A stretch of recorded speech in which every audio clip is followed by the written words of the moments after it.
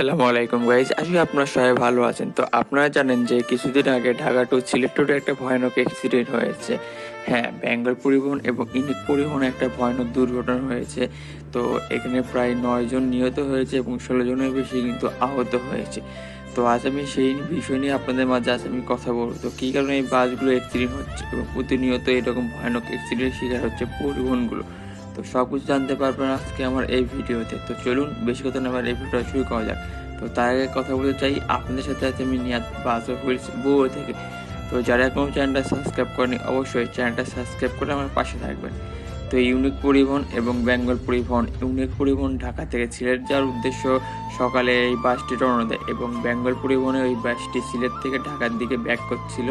তো সিলেটের একটা জায়গায় যখনই ইউনিক পরিবহন যাচ্ছিল, বেঙ্গল পরিবহনের সামনে থেকে ওভারটেক করার সময় কিন্তু এই ভয়ানক দুর্ঘটনা হয়। তো ভিডিওতে আপনি সবাই দেখতে পাচ্ছেন যে ইউনিক পরিবহনটি তার সর্বোচ্চ চেষ্টা করছে বাসটিকে বাঁচানোর জন্য, কিন্তু শেষ রক্ষা হয়নি। বেঙ্গল পরিবহন এত পরিমাণ চাপ দিয়েছে এবং এত পরিমাণ ওভার স্পিড ছিল, যার কারণে গাড়িটি নিয়ন্ত্রণ হারিয়ে পুরো এক সাইডে হয়ে যায় এবং ইউনিক বাসকে পুরো একদম থেতলে দিয়ে সেই বেঙ্গল বাসটি বার হয়ে যায়। তো এখন দেখতেই পাচ্ছেন ভিডিওতে বেঙ্গল পরিবহনের বাসের কি বর্তমান অবস্থা, দেখতেই পাচ্ছেন কি বাজে অবস্থা। যারা উপরে বেড়েছিল আপনারা দেখতেই পাচ্ছেন ভিডিওতে, যারা উপরে বেড়েছিল তাদের অবস্থা কি রকম হয়েছে, কি ভয়ানক অবস্থা তাদের হয়েছে। যারা ওই বেডের উপরে দুজন ছিল আপনারা বুঝতেই পারছেন যে তাদের মৃত্যু অনিবার্য। তাদের যদি আল্লাহ যদি চায় তাহলে হয়তো সে বাঁচে থাকতে পারে, কেউ মরে যেতে পারে। তা এখন আমরা জানতে পারি যে সেই ব্যক্তি বাঁচে আছে কি নেই।